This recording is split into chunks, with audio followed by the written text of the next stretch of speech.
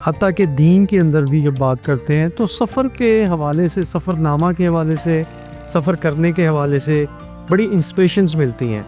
जब आप planned tour करते हैं जिसमें पूरी प्लानिंग की हो तो अपने टाइम का 90% आप यूटिलाइजेशन करते हैं। बट अगर आप ऑफ सीज़न में जा रहे हैं या लाइट सीज़न में जा रहे हैं तो फिर भले आप होटल भी बुक ना करें। अच्छा, वहाँ पे जाके आपको अपने बजट का, अपनी मर्जी का होटल मिल जाएगा।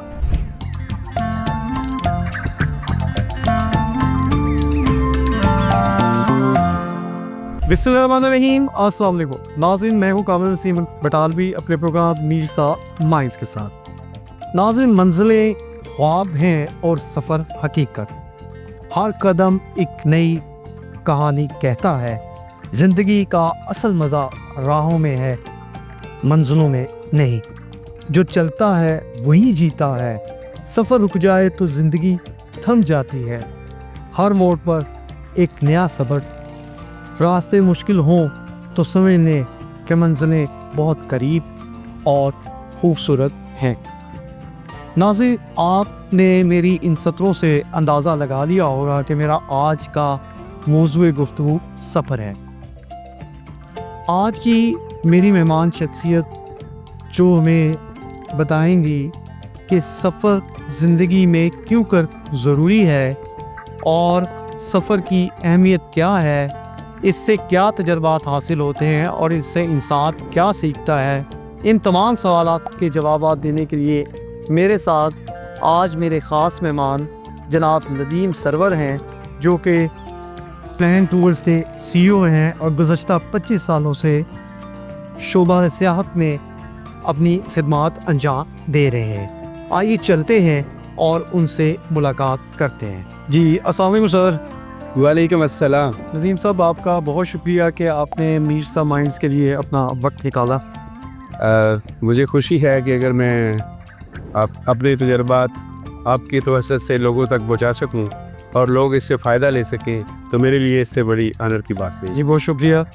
अच्छा सर, पहला सवाल मैं आपसे ये करना चाहूँगा कि इंसान की ज़िंदगी में पेशे का इंतखाब करते हुए बहुत से शोबे जो ना उसके सामने होते हैं, तो टूरिज़म को यानी कि सियाहत को ही आपने मुंतखब क्यों किया? कमरन साहब, इसमें जो पहले तो हमारे मुल्क की बात करूं, एनवायरनमेंट की बात करूं, तो बहुत सारे काम एक्सीडेंटली होते हैं। ठीक है। मेरा भी इसका इंतखाब की सिर्फ एक वजह थी कि बचपन से लेके टूरिज़म मेरा शौक़ था और जब मुझे मौका मिला कि मैं इस शोबे में अपनी खिदमत अंजाम दे सकूं तो इस शौक़ को पेशे में बदलने में मुझे मज़ा भी आया और मुझे कोई ख़ास दिक्कत नहीं। अच्छा सर, टूरिज़म की इकसाम कितनी होती हैं? अच्छा, यहाँ पे कामरान साहब, बहुत से लोग सिर्फ पहाड़ों को, दरियाओं को, नदी नालों को देखने को टूरिज़म सोचते। ठीक है। जबकि ऐसा नहीं। टूरिज़म की बेइंतहा किस्में हैं जिसमें हज उम्रा गिनी जाते हैं, दैट इज़ रिलीजियस टूरिज़म। जिस तरह पाकिस्तान में सिख यात्री आते हैं तो वो भी टूरिज़म है और रिलीजियस टूरिज़म है। स्पोर्ट्स टूरिज़म है जहाँ पे लोग मैचों का, खेलों की एक्सचेंज के लिए एक जगह से दूसरी जगह जाते हैं। इसके अलावा जी मेडिकल टूरिज़म है, जब आप ट्रीटमेंट के लिए किसी दूसरे मुल्क में या आपके मुल्क में तो बंदा ट्रीटमेंट के लिए आता है तो that is also part of the tourism. और एक वो जनरल टूरिज़म है जिसमें हम अपनी साइट सीइंग, कोई भी कंट्री अपनी साइट सीइंग और कल्चर को इंट्रोड्यूस करवाता है, तो वो टूरिज़म है जिसको सब लोग अमूमन टूरिज़म समझते हैं। ठीक है। और आप ज़्यादातर किस टूर को अरेंज करते हैं? बहुत साल पहले तक हम लोग इनबाउंड करते रहे हैं। इनबाउंड मीन्स जो फॉरेनर्स पाकिस्तान में आते हैं। ठीक है। बदकिस्मती से हमारे मुल्क के हालात हमें काफ़ी साल इन्होंने सपोर्ट नहीं किया सिक्योरिटी के लिहाज से, तो फिर इनबाउंड को महदूद करना पड़ा और हम लोग ज़्यादातर, हमारी कंपनी ऑर्गेनाइज्ड टूर करती है पाकिस्तान में और पाकिस्तान से मुख्तलिफ के बाहर मुख्तलिफ हिस्सों में as per the demand of our client. अच्छा सर, एक इल्मी से क्वेश्चन कह लें या तो एजुकेशन से रिलेटेड कह लें कि जब हम अपने सब्जेक्ट की बात करते हैं, स्कूलिंग के अंदर मज़ामीन की बात करते हैं, हत्ता के दीन के अंदर भी जब बात करते हैं, तो सफ़र के हवाले से, सफ़रनामा के हवाले से, सफ़र करने के हवाले से बड़ी इंस्पिरेशंस मिलती हैं। हत्ता कि बहुत से राइटर्स का जो थीम और सब्जेक्ट जो है वो भी सफ़र ही होता है। तो ये सफ़र को हर जो है डायमेंशन में इतनी अहमियत क्यों दी जाती है? देखिए बड़ा मशहूर सेइंग है कि ज़िंदगी एक किताब है और जो सफ़र नहीं करता वो पहले सफ़े पे ही रह जाता है। अच्छा जी। वो किताब को पढ़ नहीं पाता। सफ़र आपको बहुत सारे तजुर्बात देता है जो आपकी ज़िंदगी को मोल्ड करने में, डायरेक्शन देने में मददगार साबित होते हैं। सफ़र ज़रूर करना चाहिए और ज़रूरी नहीं है कि आप बहुत लग्जरी को ही सफ़र कहें। ऐसे भी लोग हैं जो चार्टर्ड जहाज़ों पे सफ़र करते हैं और ऐसे भी लोग हैं जो साइकिल पे निकल खड़े होते हैं। तो सफ़र करना बेसिकली मेरे ख़्याल में इंसान की ज़िंदगी पे बहुत गहरे असरात डालता है और मुस्बत असरात इसमें ज़्यादा होते हैं। आपकी लर्निंग ज़्यादा होती है। आप किताबें पढ़ के वो इल्म नहीं ले सकते। ये दीन में भी इसकी अहमियत इसलिए ज़्यादा रखी गई है कि जो आपको सब मुख्तलिफ़ इलाक़ों के, मुख्तलिफ़ जगहों के सफ़र करने से जो तजुर्बात मिलते हैं वो आपकी ज़िंदगी को बदलने में बहुत ज़्यादा मददगार साबित होते हैं। ठीक है। तो इसलिए सफ़र की अहमियत हमेशा से ज़्यादा रही है और जो लोग सफ़र नहीं करते मैं उनसे भी गुजारिश करूँगा कि थोड़े पैसे बचाएं और साल में एक दफ़ा अकेले, दोस्तों के साथ या फैमिली के साथ सफ़र ज़रूर करें। आपको महसूस होगा कि ज़िंदगी कैसे बदलती है। ज़िंदगी बदलती भी है और ज़िंदगी खूबसूरत। ठीक है। अच्छा सर, जिस तरह जो है वो तगय्युर पज़ीरी जो है ना वो हर शोबे के अंदर है, तो टूरिज़म के अंदर भी नए से नए ट्रेंड्स आ रहे हैं। आप उन नए ट्रेंड्स को कैसे देखते हैं? देखिए, सबसे पहले तो बात यह है कि ये जो प्रोफेशन है इसकी सबसे ज़्यादा खूबसूरती ये है कि जियोग्राफिकल नॉलेज आपका स्ट्रांग होना चाहिए। अगर आपका जियोग्राफिकल नॉलेज स्ट्रांग है, ये पहली बात है, बुनियादी बात है, तो आप किसी को ही रहनुमाई कर सकेंगे। अब जो क्वेश्चन आपने किया ट्रेंड्स चेंज होते हैं, तो इसके लिए हमें पाकिस्तान के अंदर और पाकिस्तान से बाहर इंटरनेशनल जो अदारे हैं, जो कॉन्फ्रेंसेस होती हैं, टूरिज़म कॉन्फ्रेंसेस, उनको अटेंड करना बहुत ज़रूरी होता है और वहाँ से जो भी अपडेट आते हैं उनको हम लोग अपनी एनवायरनमेंट के मुताबिक इम्प्लीमेंट करने की कोशिश करते हैं और इसी से ही कामयाबी मिलती है और लोगों को बेहतर फैसिलिटेट किया जा सकता है। ठीक है। अच्छा समीर साहब, एक अहम सवाल कि सफ़रनामा तो लोग किताब लेके ख़रीद के पढ़ते थे और जो उसमें दिलचस्पी रखता था। अब आप चाहते हैं या नहीं चाहते हैं, आपके सामने एक व्लॉग उभर कर आ जाता है आपके सेल के ऊपर और आप उसको देखते हैं। तो टेक्नोलॉजी ने जो सफ़रनामे को व्लॉग के अंदर तब्दील किया, क्या इसने टूरिज़म को प्रमोट किया है, उसके लिए आसानियाँ पैदा की हैं, या कि इसके लिए इसके ज़रिए नए चैलेंज जो ना वो सामने आए हैं? देखिए, व्लॉग ने टूरिज़म को प्रमोट किया, इसमें कोई सेकंड ओपिनियन नहीं है। लेकिन अब यहाँ पे एक जो क्वेश्चन आ जाता है कि वो जो व्लॉगर हैं उनका अपना बैकग्राउंड क्या है। क्या वो पैसे बनाने के लिए व्लॉग कर रहे हैं या टूरिज़म को सर्व करने के लिए व्लॉग कर रहे हैं? तो उस पे मैं ये कहूँगा इस मौके पे कि अगर आप किसी व्लॉग से इंस्पायर होकर ट्रैवल करते हैं तो पहले उनकी कही हुई बातों की, दुनिया बहुत महदूद हो गई है, टेक्नोलॉजी ने बहुत आसानी कर दी है, हर चीज़ हमारी जेब में आ गई है, तो मैं ये कहूँगा कि जो वो बात कह रहे हैं उस तरफ सफ़र करने से पहले उसकी तस्दीक कर लें या किसी एक्सपर्ट की राय ले लें, तो आपके लिए सफ़र में आसानियाँ पैदा हो जाए। यानी कि कुछ गलत भी मुमकिन है। मुमकिन है। एक और वजह है, गलत मुमकिन होने की कोई बहुत बड़ी रीज़न नहीं है। जियोग्राफिकल कंडीशन इतनी तेज़ी से चेंज होती हैं कि फ़र्ज़ करें कि आप में किसी जगह फ्लड आ गया और वो एक झील बन गई और एक व्लॉगर ने उस झील को हाईलाइट करके ज़मीन आसमान के कलाबे मिला दिए। जब मौसम खुश्क हुआ तो पता चला वो झील ही ख़त्म हो गई है, हम उस झील को ढूंढ रहे हैं। तो ये चीज़ जो है इसको पहले तस्दीक कर लें अपने रिसोर्सेज से, इंटरनेट से और किसी भी एक्सपर्ट से, तो आपके सफ़र में मुश्किलात कम हो जाए। अच्छा नदीम सर, बस आप प्री प्लान जो टूर्स होते हैं उनकी अफादियत क्या है और किसी भी टूर को प्लान करने से पहले और उसके दौरान किन चीज़ों का ख्याल रखना चाहिए? कमरिन साहब, ये आपने बहुत अच्छा सवाल किया। नॉर्मली लोग प्री प्लान टूर पे बहुत सारे लोग हैं जो उस पर बिलीव नहीं रखते। अच्छा जी, हमारा एक जनरल ट्रेंड ये है कि मरी में बर्फ़ पड़ गई, ठीक है। मैंने आपको फ़ोन किया, हम आपने किसी और दोस्त को फ़ोन किया, हमने 5 बंदे पूरे किए, गाड़ी पे बैठे और मरी की तरफ चल पड़े। जब हम इस्लामाबाद पे मरी के वो एक्सप्रेस वे पे चढ़े तो पता चला पूरे पाकिस्तान से 2500 गाड़ियाँ और हमारी तरफ की आई हुई है। अच्छा, अब रोड ब्लॉक हो गया, आप मरी पहुँचे, वहाँ पे होटल ऑलरेडी पैक हुए हुए हैं सारे, और आपने वहाँ जाके हलवा पूड़ी या नान चने का नाश्ता किया जो हम लाहौर में भी करते हैं, और फ़ौर होते हुए वापस आ गए, और हमारे पास कहने को कुछ नहीं होता सिवाय इसके कि बड़ा मज़ा आया, बड़ा मज़ा। This is very common trend. अच्छा, ऐसे होता है। और ये मैं आपको प्रैक्टिकल एग्जांपल दी है। देखें, जब आप प्लान्ड टूर करते हैं जिसमें पूरी प्लानिंग की हो तो अपने टाइम का 90% आप यूटिलाइजेशन करते हैं, और जब आप टूर प्लान नहीं करते, ऐसे ही चले जाते हैं, तो आप 80% ऑफ योर टाइम वेस्ट करते हैं। मैं इसको मज़ीद एक्सप्लेन करता हूँ।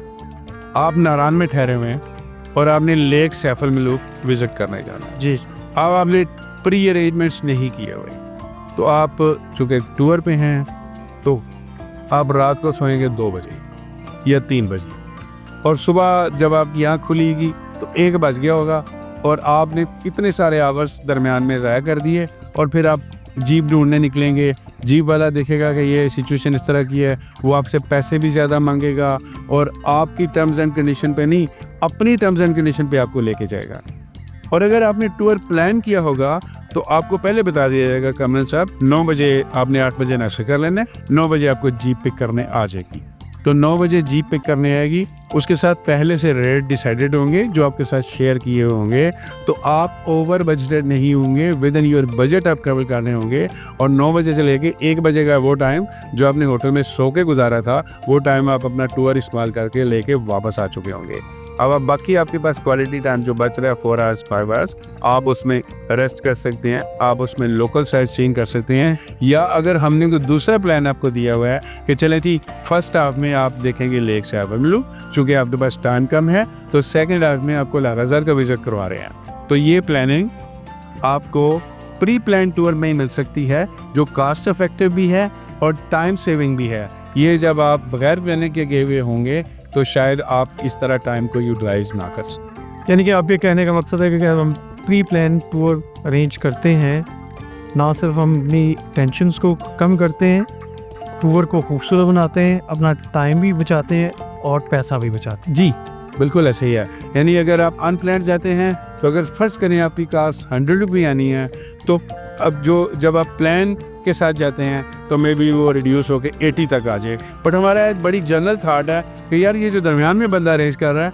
इसके पास कौन सी कोई ख़ास गिदड़ सिंगी है, इसको निकालें, हम डायरेक्ट बात करो। ऐसे जबकि वो इस बात को अंडरस्टैंड नहीं कर रहा होता कि हम लोगों ने होटल को, किसी होटल को अगर सीज़न में 100 कमरे देने हैं तो हमें रेट वो देगा जो आपने ज़िंदगी में एक दफ़ा जाना है या दूसरी दफ़ा जाना है, तो आपको वो रेट कभी नहीं मिलेंगे जो हमारे पास होते। बिल्कुल, तो ये हमेशा कास्ट इफेक्टिव होते हैं, लेकिन हमें अपना माइंड थोड़ा सा चेंज करने की ज़रूरत है कि एक तो आपको पता होता है कि हम ट्रैवल कर रहे हैं तो हमारी बैग पे कोई बंदा मौजूद है, कोई कंपनी मौजूद है, खुदा न खास्ता कोई प्रॉब्लम होती है तो वी आर ऑलवेज देयर कि भाई इस मसले को ऐसे हल। अच्छा, कभी ऐसा भी हुआ है कि आपके साथ लोग गए हों, रेंज आप सारा कुछ कर रहे हो और वो डायरेक्ट होने की कोशिश करें? नहीं, ऐसा करेंगे भी तो मुमकिन नहीं होता। देखिए, हमारा इसमें कोई नुकसान नहीं है। अगर कोई डायरेक्ट होता है बिस्मिल्लाह ज़रूर, हमारा कोई नुकसान नहीं है। नुकसान वो बंदा अपना कर रहा है, उसको जिस तरह मैंने मिसाल दी है पहले कि जो रेट हमारे पास होते हैं ट्रांसपोर्ट के, होटल के, वो आम पब्लिक के पास हो नहीं सकते, तो वो अपना लॉस कर रहा है। तो वैसे नॉर्मली जो लोग प्लान करके जाते हैं वो डायरेक्ट नहीं होते, उनको पता है हमने सर्विसेज हायर की हुई हैं, प्लान किया हुआ है, तो ही इज़ डूइंग बेस्ट पास। अच्छा, नदीम साहब, इसी से रिलेटेड क्वेश्चन मैं ये पूछना चाहूँगा कि जब हम टूर करते हैं, हम इंडिविजुअल भी होते हैं, हम कपल की सूरत में भी होते हैं, हम फैमिली की सूरत में भी होते हैं, हम फ्रेंड्स की सूरत में भी होते हैं, तो इस रिक्रिएशनल टूर को जो है वो कैसे मैनेज किया जाए, अगर कैटेगराइज की जाए? कमरन साहब, आपने बहुत अच्छा सवाल किया है और इसमें कोई क्या आपको थोड़ा सा किसी भी जो जब आप पहले हम अकेले की बात करते हैं, नॉर्मली लोग सोचते हैं कि अकेला जाने का क्या फ़ायदा।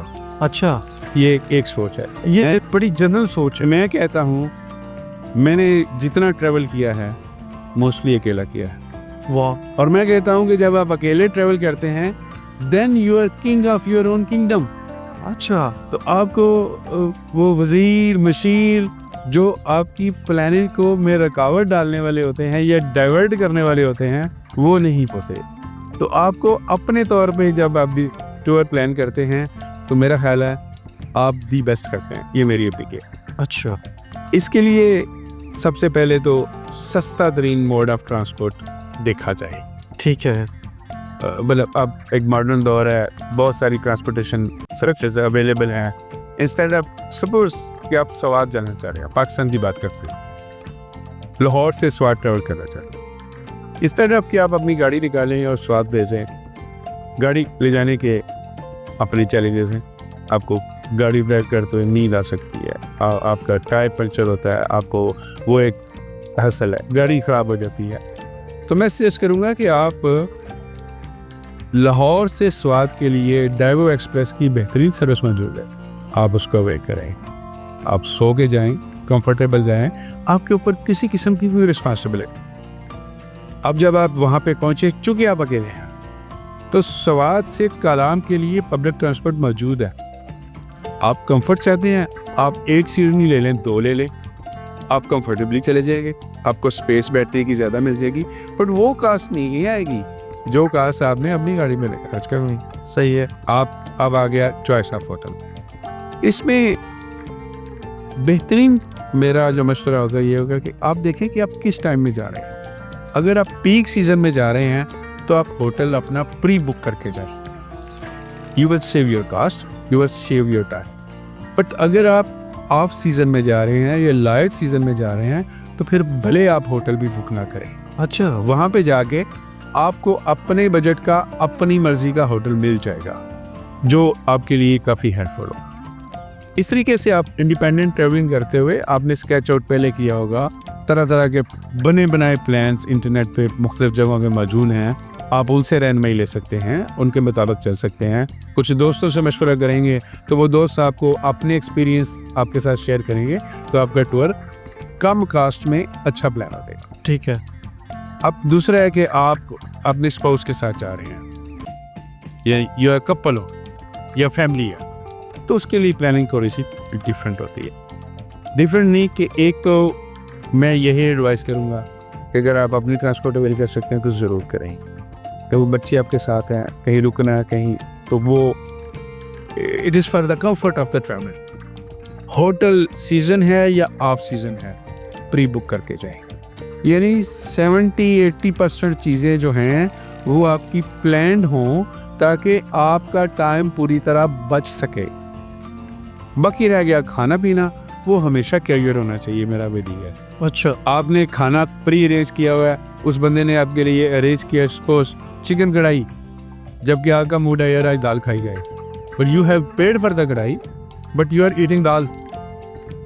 तो खाना पीना अगर आप स्मॉल साइज ऑफ ग्रुप 10-12-15 लोगों तक हैं तो प्री अरेंज ना करें, खुद करें जाके। खुद जाके करें, कास्ट इफेक्टिव। जब आप प्री अरेंज करके ना तो वो 10 बंदों का पर हेड आपसे पहले चार्ज कर रहा था। सपोज मैं 1000 रुपीज़ पर पर्सन दूंगा, 1000 रुपीज़ पर पर्सन का मतलब है 10,000 का एक वक्त के खाने का।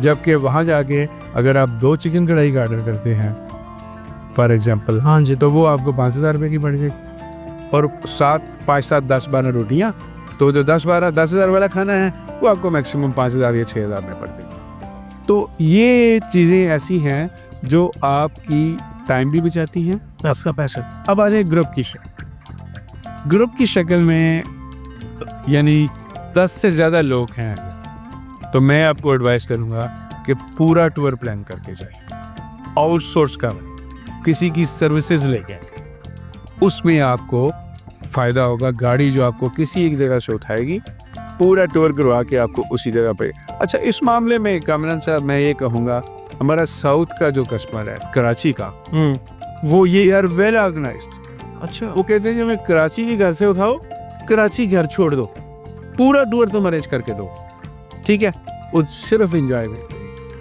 अच्छा, पंजाब, हमारे पंजाब में या लाहौर में अक्सर ये ट्रेंड है 10 दोस्त इकट्ठे हुए चल पड़े और फिर अब आके ये भी बाबर का नाम बाजी, हमने तो ऐसे पैसे बचा लिए, ऐसे बचा लिए, बचते ऐसे, ऐसा हो गया। पैसे नहीं बचते। अच्छा, पैसे ज़्यादा लगते हैं आपके, बिल्कुल पैसे नहीं बचते। आप मैं कहता हूँ जो लोग तजर्बा करना चाहते हैं, अल्लाह ताला ज़िंदगी दे सबको, तो एक वैली में एक दफ़ा जाने के बाद लोगों का ट्रेंड ख़त्म नहीं होता। They want to go again, जिनको शौक है।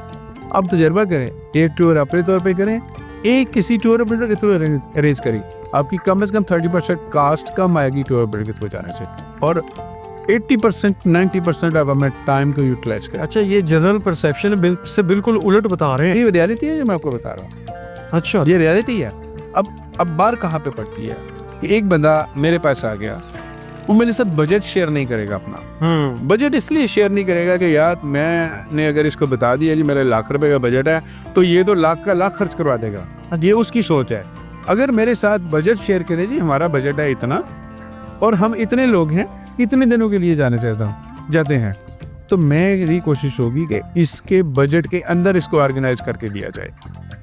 तो बजट शेयर करना एक्सपर्ट के साथ इतना ही ज़रूरी है जितना किसी केस में आप वकील को अपनी सब कुछ बताते हैं या अपनी बीमारी की शक्ल में डॉक्टर को सब कुछ बताते हैं। अगर आप बजट शेयर नहीं करेंगे टूर एक्सपर्ट के साथ, तो आपका टूर, उसकी एक्सपेक्टेशन होगी टूर करने जा रहा है, इसको मैं लग्जरी होटल को, सपोज होटल्स की बड़ी लंबी रेंज है, 5,000 वाले भी होटल हैं और लाख 1.5 लाख वाले भी होटल हैं, बड़ी लंबी रेंज है। तो डेफिनेटली जब तक वो बजट शेयर नहीं करेगा, जो टूर प्लानर है जो उसको प्लान करके दे रहा है, वो अपने आइडिया के लिहाज से कैलकुलेशन करेगा और वो शायद उनको महंगा लगे। वो जब कहेंगे यार मेरा बजट है सिर्फ 10,000 रुपये का और मेरे पास इतने दिन हैं, हम इतने लोग हैं, तो या तो मुमकिन है जी हाँ इसमें ये हो सकता है, या ये मुमकिन नहीं जी 10 ली इसको 12 कर लें तो इसमें ये हो जाएगा। तो मेरी एडवाइस होगी कि जब आप टूर प्लान करें, किसी टूर ऑपरेटर से करें और अपना बजट शेयर करें। कहीं भी वो आपको नुकसान नहीं पहुंचाएगा, क्योंकि टूर ऑपरेटर को अपनी रेपुटेशन, आपके रेफरेंस से दूसरे लोग, उनके रेफरेंस से तीसरे लोग, उनके रेफरेंस से चौथे लोग, सब अजीज हैं।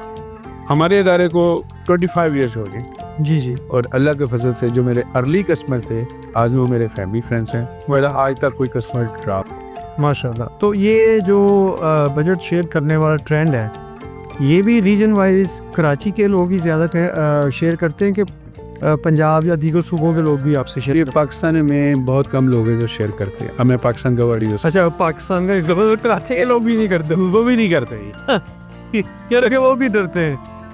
ये बात, ये मैं नाज़रीन को आपके तवज्जुह से कहना चाहूँगा कि ये खौफ अपने दिल से निकाल दें कि टूर ऑपरेटर या मिडल मैन आपको चीज़ों को ओवर बजट करेगा, कभी नहीं करेगा। उसको अपनी रेपुटेशन भी अजीज़ है, उसको अपनी क्लाइंटल भी अजीज़ है, and he is there to facilitate you. अच्छा, वो एक बड़ा ऑकवर्ड सा लफ्ज़ है, लेकिन मैं बोल देता हूँ। लोग कहते हैं जी बड़ा टोका लगाया जा रहा है, ऐसा नहीं होता। अच्छा, अब इसमें भी मुख्तलिफ सर्कमस्टांसेस हैं जी।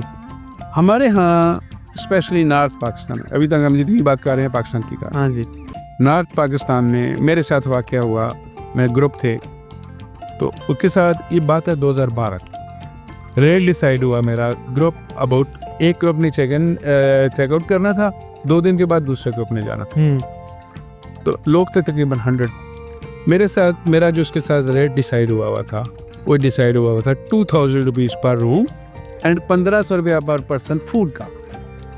जब ग्रुप चेकआउट कर रहा तो बिल बना रहा है तो लिखी थी 4000 रुपये पर रूम करान में। अच्छा, मैंने कहा भाई साहब तेरी और रात की डील 2000 में हुई थी, अब हुई थी, आप देख भी रहे नारायण में रस कितना पड़ गया, कहीं से कोई 4-5 गाड़ियाँ आ रही, रस पर ये तो 4000 रुपये का ही है, 4000 का मिलेगा। वो उस आदमी ने कहा टूर ऑपरेटर जो है ये आपको फैसिलिटेट करता है। अच्छा, अब हमारे यहाँ नॉर्थ पाकिस्तान में पर्टिकुलरली ये बात जो अब होता ही है कि आपने मुझसे टूर बुक करवाया, मैंने आपको ABC होटल का रेट दे दिया 10,000 रुपये, टूर बुक है, अब जो कस्टमर है ना, उसने रिजर्वेशन वाउचर जो है वो अपनी जेब में डाला का, कमी नहीं बताएगा।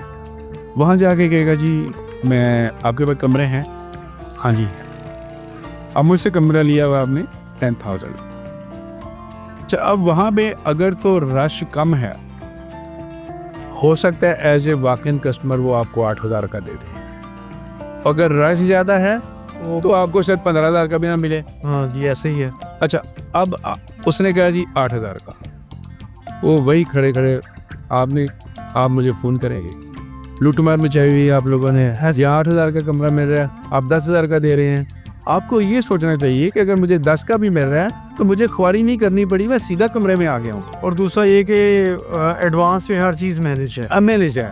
अच्छा, अगर होटल वाले ने आपको कहा कि नहीं जी ये तो 15,000 का है या 12,000 का है, आप बिल्कुल खामोश हो जाएंगे, जेब से वाउचर निकालेंगे कि यार मेरा कमरा बुक है। यानी कि मुनाफकत का आंसर जो ना, अब तो मुनाफकत शायद ना कहूँ मैं, और स्मार्टनेस कर लें, मैं इसको कहूँगा कि जो दरमियान वाले लोग हैं जो ऑर्गेनाइज करते हैं, वो हमेशा अपनी पूरी कोशिश करते हैं कि हमारा कस्टमर को कोई प्रॉब्लम ना हो, बट आगे जो एलिमेंट हैं एक दूसरे से चीज़ जुड़ी हुई है, आप उनकी जो कमिटमेंट्स हैं उनको चैलेंज नहीं कर सकते, क्योंकि उसकी भी सर्टेन रीज़न है। सीजनल टूरिज़्म है, पूरे साल में 3 से 4 माह का बिजनेस है, और अगर वो उसको ऑन करते हैं, 90% लोग ऑन करते हैं तो वो ethically they are doing well, और 10% ऑन नहीं करते तो उनकी लाइफ भी इस बिज़नेस में थोड़ी होती है, 7-2 साल बाद वो होटल छोड़ के किसी और काम में लगे होते हैं। ठीक है। अच्छा, नज़ीम साहब ये बताइएगा कि कौमी और मुकामी सतह पर पाकिस्तान में टूरिज़्म इंडस्ट्री को कैसे जो ना वो फ़रोग मिल सकता है? कैप्टन साहब, हमारे पास स्नो कवर्ड पीक्स हैं, हमारे पास ग्लेशियर्स हैं, हमारे पास हरे भरे मैदान हैं, हमारे पास रिच हिस्ट्री है, हमारे पास गोल्डन सैंड्स हैं, बीचेस हैं, क्या कुछ नहीं है जो हमारे पास नहीं है। और वेस्टर्न कंट्रीज़ में जो हम लोग जो यूरोप के दीवाने हैं, आप यकीन मानिए सिर्फ कले हैं और गिरजे हैं, उनको बेच के वो मिलियंस ऑफ डॉलर्स कमा रहे हैं। हमें सबसे पहले जो हमारे करने का काम नहीं, जो गवर्नमेंट के करने का काम, अपने ऊपर से दहशतगर्दी का धब्बा उतारना है, उसको वाश करना है। 9/11 से पहले 400-400, 500-500 लोगों में ग्रुप आती थी, फॉरेनर्स। और टूरिज़्म आप यकीन मानिए मुफ्त का रेवेन्यू है, मुफ्त का रेवेन्यू है, इसमें आपको कुछ खर्च नहीं करना पड़ता। आप दुनिया के कई ममालिक हैं, नेपाल है, थाईलैंड है, मलेशिया है, श्रीलंका है, मालदीव है, इनका मोर देन 50% रेवेन्यू आता ही टूरिज़्म से है। सिर्फ क्या है कि वहाँ पे सेफ है, सिक्योरिटी है। हमारे यहाँ चंद साल पहले, आप अखबारी लोग हैं, आप ज़्यादा बेहतर समझते हैं, नागा बरबदी बेस पे जाके किसी ने फॉरेनर्स को मार दिया था। हाँ जी। तो जब ऐसी सिचुएशन होगी तो टूरिस्ट कहाँ से आएगा? रह गया डोमेस्टिक टूरिज़्म, तो वो तो मुल्क की इलाकाई इकानमी पे तो अच्छा असर डाल सकता है, कंट्री की इकानमी पे अच्छा असर नहीं डाल सकता। तो हमें ज़रूरत है कि अपने आप को सेफ्टी सिक्योरिटी। मैं पिछले दिनों इजिप्ट गया, तो इजिप्ट में चंद साल पहले तहरीर स्क्वायर वाला वाक़या हुआ। हाँ जी। टूरिज़्म इफेक्ट हुई। अब उन्होंने क्या किया, उन्होंने सख्ती कर दी है कि भाई आपने एक प्रोग्राम हमें दिया हुआ है, आपने इसी प्रोग्राम पे चलना है, और आपके साथ टूरिस्ट पुलिस के गार्ड बैठे। हालांकि ज़रूरत नहीं है, आप अपना रूट डाइवर्ट नहीं कर सकते, आपको स्ट्रिक्टली इसी पे चलना है, और चेक पोस्टें बना दी। समटाइम लोग इरिटेट होते हैं, but end of the day जब वो समझते हैं कि all this is for our own security, तो दे फील गुड कंफर्ट। तो हमें सिक्योरिटी के एलिमेंट को हाईलाइट करना पड़ेगा कि Pakistan is a safe country और सिक्योर कंट्री है, जहाँ पे आप दुनिया की खूबसूरत बड़ी चोटियाँ देखने आते हैं, आप बर्ड्स देखने आते हैं, और वो हर चीज़ देखने आते हैं, हिस्ट्री देखने आते हैं, बट आप सिक्योर हैं। हमें भी लाइकवाइज इजिप्ट जो है अपने टूरिस्ट को प्रोटोकॉल देना हो। मैंने ये एग्जांपल दी है कि this is not protocol, this is a sense of security unsecure. Okay, बस ये देना होता। अच्छा नज़ीम साहब, अगर कंपैरिजन करते हैं हम अपने पड़ोसी मुल्क के साथ, इंडिया के साथ टूरिज़्म का, तो आप उसको किस निगाह से? कैमरन साहब, बड़ा मुश्किल सवाल आपने किया, लेकिन ऑनेस्टली स्पीकिंग कोई कंपैरिजन नहीं है। मैं इंटरनेशनल शोज़ में जाता हूँ, ढूंढ के पाकिस्तान के पवेलियन देखता हूँ, किसी जगह एक बंदा बैठा होता है, किसी जगह 2 बैठे होते हैं, और इंडिया वालों ने पूरा पूरा फ्लोर बुक करवाया होता है। मैं कहता हूँ कि जब आपको लोग कहना शुरू कर देते हैं यार आप बीमार हो, आप बीमार हो, आप बीमार हो, तो आप यू फील सिक। और जब आप कहते हैं कि नहीं मैं बीमार नहीं हूँ, मैं नहीं बीमार हूँ, तो आप सिक फील नहीं करते। एक हमारे ऊपर जो धब्बा लग गया जी, यहाँ पे दहशतगर्दी है, सिक्योरिटी नहीं है, हमारे जो गवर्नमेंट के इदारे हैं वो इस धब्बे को ऑन करते हैं। आप भी अपनी स्ट्रेंथ बढ़ाएं, टूरिज्म शो में लोगों को भेजें जो जाके ये प्रोपोगेट करें कि नहीं हम सेफ मुल्क हैं, तो लोग क्यों नहीं आगे। अच्छा, वैसे जो मैं नेक्स्ट आपसे क्वेश्चन करने जा रहा था, आपने इसी में उसका जवाब दे दिया, और वो क्वेश्चन था, मज़ीद आप उसको एलैबोरेट कर सकते हैं कि इंटरनेशनल लेवल पर पाकिस्तान के टूरिज़म के शो केस को कैसे जो ना ब्यूटीफाई किया जा सकता है। देखिए, अनफॉर्चुनेटली बहुत सारे मुल्क हमें वीज़ा देते हुए हेजिटेट करते हैं। मैं आज से चंद साल पहले जब बाहर जाता था तो या कैप पहन ली, पाकिस्तान का फ्लैग बना, इधर फ्लैग लगा दिया, फील प्राउड। हम लोग जो बाहर ट्रैवल करते हैं basically we are the ambassadors of Pakistan. अब अपनी आईडी हमें किसी न किसी तरीके से उस तरह एक्सपोज नहीं करते जिस तरह पहले करते थे। ये अनफॉर्चुनेट है। इसमें ना आपकी कोई कंट्रीब्यूशन है ना मेरी कोई कंट्रीब्यूशन है। हमें चाहिए कि हम अपनी खारजा पॉलिसी को इस तरह से बेहतर करें कि हमें मुख्तलिफ कंट्रीज़ के वीज़ाज़ आसानी से मिलें, ख़ास तौर पे उन लोगों को वीज़ाज़ आसानी से मिलें जो टूरिज़म बिजनेस से रिलेटेड हैं, ताकि वो आप हमारे मुल्क के नुमाइंदे बन के ज़्यादा तादाद में बाहर जाएं, अपनी स्ट्रेंथ शो करें। जब आपके सामने इंडिया का जो पवेलियन है वो फ़र्ज़ करें 10 कनाल पे लगा हुआ है और आपका पवेलियन 1 मरले पे लगा हुआ है, तो फ़र्क तो वहीं पे आ जाएगा ना सारा। तो क्या ये ह्यूमन ट्रैफिकिंग जो है कहीं टूरिज्म के ऊपर इफेक्ट तो नहीं कर रही इस लिहाज से? तो जो ह्यूमन अभी तो मैं ये जो बात की है, मैंने ट्रैवल टूर जो ऑपरेटर्स हैं, मैंने ऑर्गेनाइजेशन के हवाले से बात की।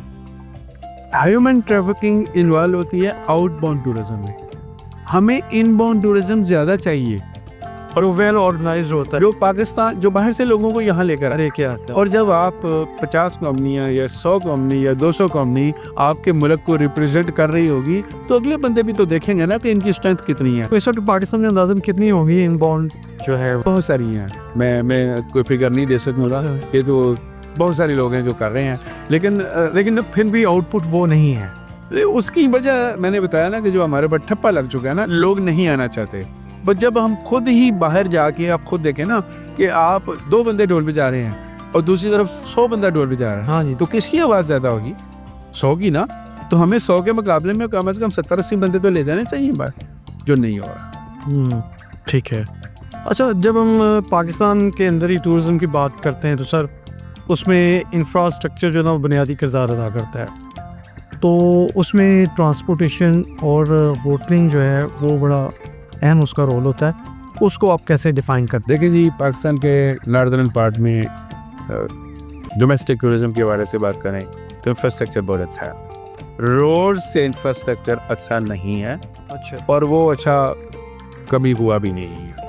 उसकी क्या वजूहात उसकी मल्टीपल रीजंस हैं, लैंडस्लाइडिंग और ये सारी चीज़ें इफ़ेक्ट करती हैं। आल्दो हमारी जो कौमी एयरलाइन है वो स्कर्दू के लिए, गिलगित के लिए फ़्लाइट्स भी चलाती है बड़ी फ्रीक्वेंट। सीज़न में लाहौर से, मुल्तान से, कराची से भी फ़्लाइट शुरू हो जाती है।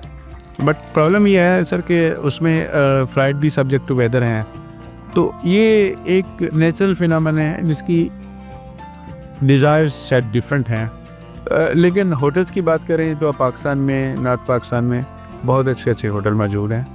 हर बंदा अपने बजट के मुताबिक होटल अवेल कर सकता है। ट्रांसपोर्टेशन बहुत अच्छी है। नॉर्थ पाकिस्तान में बड़ी comfortable 4x fuel land cruisers Prado type की जीपें हैं जो आपको रिमोट एरियाज़ में ले जाती हैं। मसला सिर्फ रोड्स का है, तो रोड्स की कंडीशन अगर बेहतर हो जाए या बेहतर रखने की कोशिश की जाए तो यकीनन बेहतर रह सकती है। ऐसे जिन्नी बात याद आई, इस साल मैंने सुना है कि ये जो चाइना से आती है ट्रैफिक आता है, ये सारा खंजराब टाप, ये बंद हो जाता था नवंबर दिसंबर में। इस साल इसको खुला रखा गया और पूरी यानी ट्रेड होती रही है।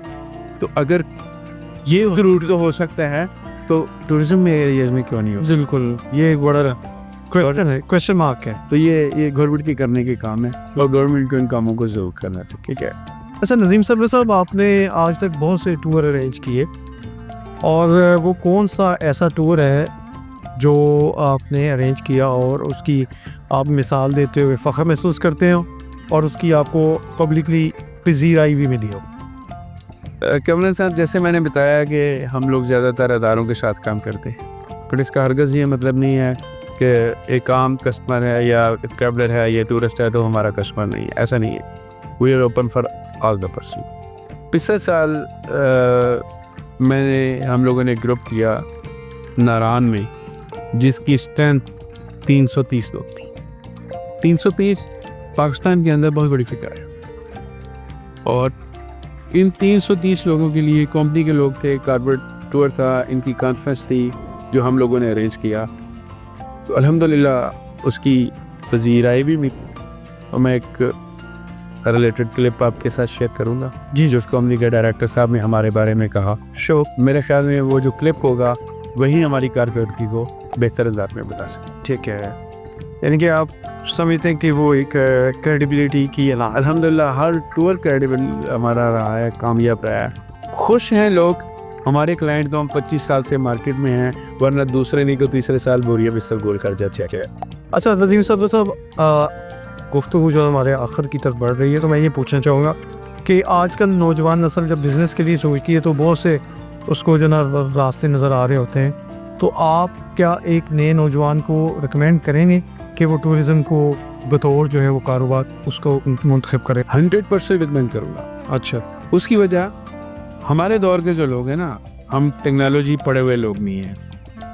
आज का नौजवान सिर्फ अपने मोबाइल फ़ोन से पूरा बिज़नेस चला रहा है और लाखों कमा रहा है, और अगर वो अपनी इन सलाहियतों को टूरिज़म की तरफ लगाए तो हम लोगों से ज़्यादा बेहतर कर सकता है, कम कैपिटल के साथ अपने सिर्फ टेक्नोलॉजी को यूज़ करते हुए अच्छा काम कर सकता है, और नए लोगों को इस तरफ ज़रूर आना चाहिए। वैसे भी ज़माने की तरक्की इस चीज़ की गवाह है कि हर आने वाली नस्ल पहली नस्ल से ज़हीन होती है। ठीक है, तो इन लोगों को अपनी एनर्जीज टूरिज़्म की तरफ ज़रूर लगाएं। लेकिन उसके लिए गाइडलाइंस क्या आप देते हैं? देखें, गाइडलाइंस एक ही हैं, बल्कि एक नसीहत है। टेक्निकल गाइडलाइंस तो हर बंदा अपने सर्कमस्टेंसेस के लिहाज से कैपिटल कितना चाहिए, फलां कितना चाहिए, वो मैनेज कर सकता है।